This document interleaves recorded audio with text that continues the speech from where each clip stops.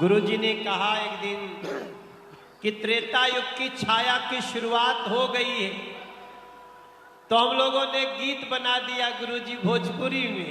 ठीक है कि अवध में बाजे खूब बधाई, घड़ी मंदिर बनने की आयल। अवध में बाजे खूब बधाई, घड़ी मंदिर पूजन के आयल। कई बरिसन के कठिन तपस्या, राम भगतन के रंग लियायल। कई बरिसन के कठिन तपस्या, राम भगतन के रंग ले आए। देश के राम, राम के देश, राम के महिमा भारी। ईंट ईंट पर नाम लिखल बा, जयकारा श्री राम लिखल बा। राम जुग के बा फिर बारी, त्रेता जुग के तैयारी। राम जुग के बा फिर बारी, त्रेता जुग के तैयारी। ओ अवध में बाजे खूब बधाई, घड़ी मंदिर बनने की आयल। अवध में बाजे खूब बधाई, घड़ी मंदिर बनने की आयल। कई बरिसन के कठिन तपस्या, राम भगतन के रंग है लाए। राम के देश, देश के राम, राम के महिमा भारी। ईट ईट पे नाम लिखल बा, जयकारा श्री राम लिखल बा। ईट राम मंदिर के है बारी, त्रेता युग की तैयारी। राम मंदिर के बाबारी, त्रेता युग के तैयारी। पत्थर पत्थर पूजन वाला भूपर साज रहल बा। पत्थर पत्थर पूजे वाला भूपर सा।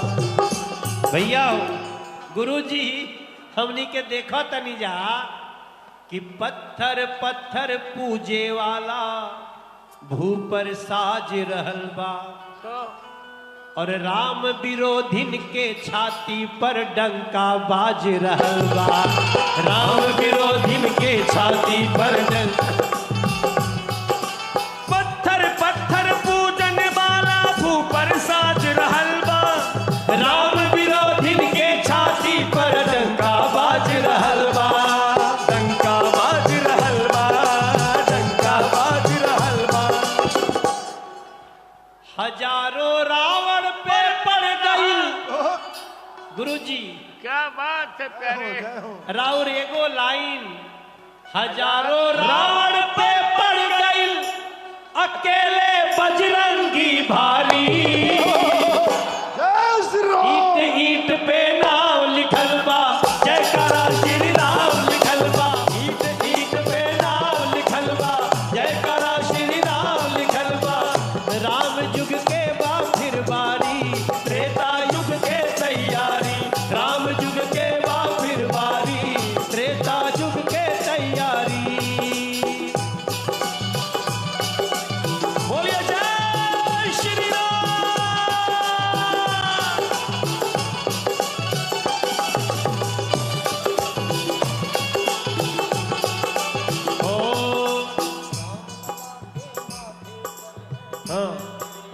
आज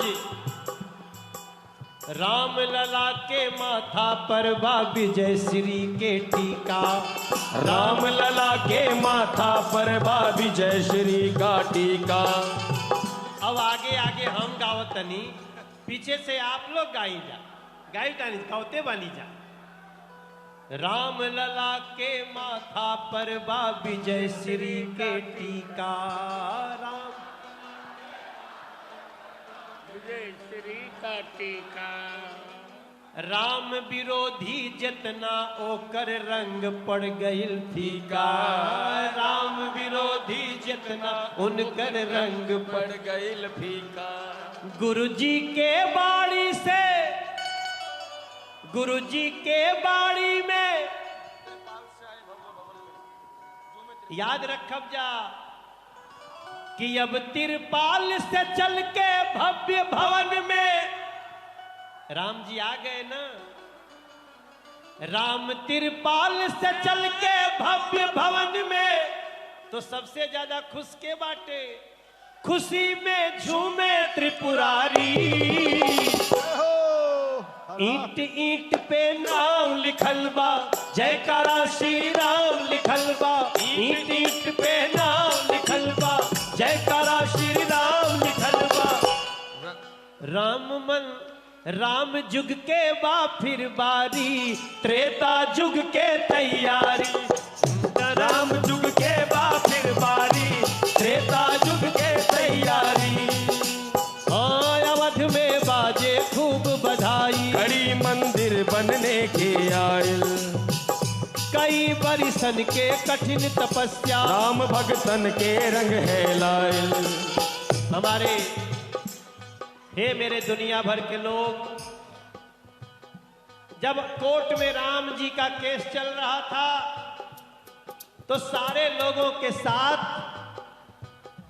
हमारे जगत गुरु राम भद्राचार्य गुरु जी ने जो प्रमाण दिया, उसको देश के माननीय न्यायाधीशों ने कहा, इन्होंने जो कहा है वो बिल्कुल सत्य है।